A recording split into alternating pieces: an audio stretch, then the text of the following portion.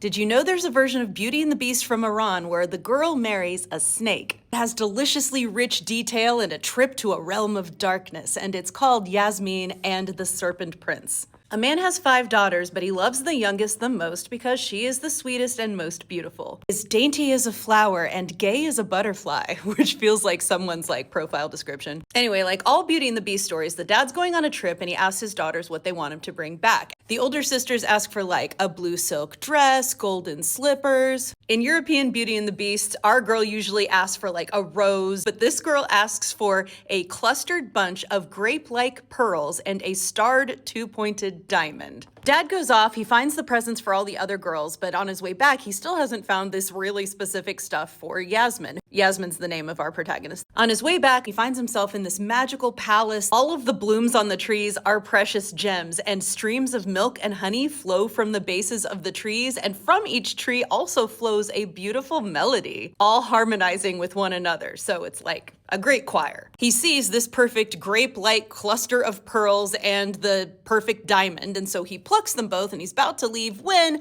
a giant snake comes out and says, "You're stealing from me." Our dude's like, "No, please spare my life. They're for my daughter." The snake's like, "Okay, cool, I'll let you take them." And the dad's like, "Awesome." But then he's like, "No, but you have to bring me your youngest daughter. I'm gonna marry her." The dad doesn't want to die, so he goes home and he tells his daughter, "Hey, you're gonna have to marry this snake." Though part of him kind of hopes the snake won't show up, but the snake shows up. He's like, "All right, come with me, Yasmin." But Yasmin's kind of smart. She's like, "I'll only go with you if you throw me this amazing wedding feast and you do this and this and this expensive stuff," thinking that'll throw him off. But he's like, "Oh no, anything for my bride." And he does it. So she has to go with him. Once they're home, Yasmin is like, "All right, you're my husband. I'll be loyal to you, but I don't believe you're really a snake." Lots of beauties in Beauty and the Beast don't question this, but she does right away. She's like, "You seem magic and you have all this wealth. I'm not buying it." He's like, "I'll tell you who I really am if you promise not to tell anyone." And she's like, "Absolutely." And so he takes off his snake skin, and of course, he's a hot dude. He doesn't explain why, but he's like, "I gotta be a snake during the day, but during the night, I'll be this hot dude with you." And she's like, "Awesome." And so they live together happily for a couple years. Eventually, Yasmin wants to go back and visit her family, and he's like, "Hey,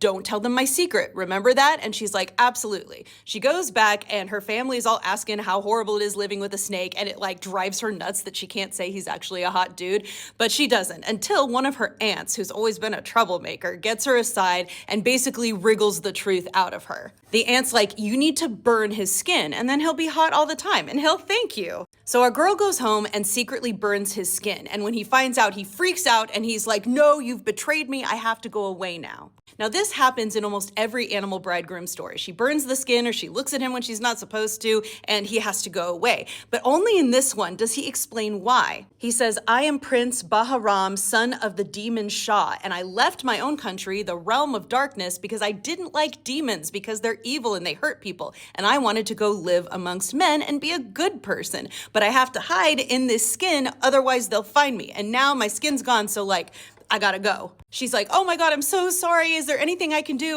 He says, "Well, the only way you'll ever find me again is you're gonna have to search for 7 years. You're going to have to wear out 7 iron suits, 7 pairs of iron shoes, and 7 iron staffs, searching for me all over the world." Then he disappears, and our girl actually goes home and cries for a few days, and then she wakes up and she's like, "No, I'm gonna do this. I'm gonna find my man." And she asks her dad to make that iron stuff for her, and he does because he's afraid she'll cry herself to death if he doesn't. And she sets off, and she goes for 7 years, wandering the entire world, wearing out all the iron stuff until she finally comes to the realm of darkness. The realm of darkness gets a cool description. Everything is black. The plants, the flowers, the trees, and all of the animals. Sheep, horses, oxen, camels. A black camel would be so cool. Even the water is black, which I want to see a movie of this. Then, of course, a black slave girl comes along. Yasmin's like, "Hey, are you taking water to the prince?" And she's like, "Yeah." And so our girl takes her wedding ring and sticks it in the water.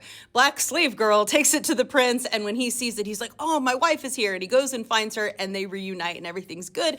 But it's not over because he's got an evil mom. The prince hides his wife in his room for a while by turning her into various things like a gold needle. And when the mom comes in, she's like, "I smell the son of Adam, a human being." He's like, "You're dreaming." But one day the mom actually catches her, and he's like, "Okay, Mom, this is my wife." And the mom's like, "Okay." plotting to destroy her. And so she gives her all of these impossible tasks she can't do, but her prince husband helps her do them. She has to wash a black cloth and a white cloth and turn the white one black and the black one white. She has to fill a bunch of jars with a sieve, separate a bunch of seeds and grains, very common in folklore. There's another side quest that happens in a lot of fairy tales where the evil mom sends her to the mom's evil sister to get some box, and she has to get to her by like being nice to a gate, being nice to some animals, being nice to a door, and then the door and the animals in the gate like let her escape afterwards because she was nice to them. Eventually she and her husband run away, and they do another great folklore trick, which is to throw magical items behind them and they stop the demons that are chasing after them. Like they throw needles and the needles become a forest. They throw a drop of water and it becomes a huge lake. Finally, they are out of the woods, and Yasmin says, "Star of my happiness, let us be glad, for we have defeated the forces of darkness. Ahead of us lies the light of love and peace and happiness." So they go back to her family and eventually to his palace. They live happily ever after, have a bunch of kids, and live in peace and prosperity.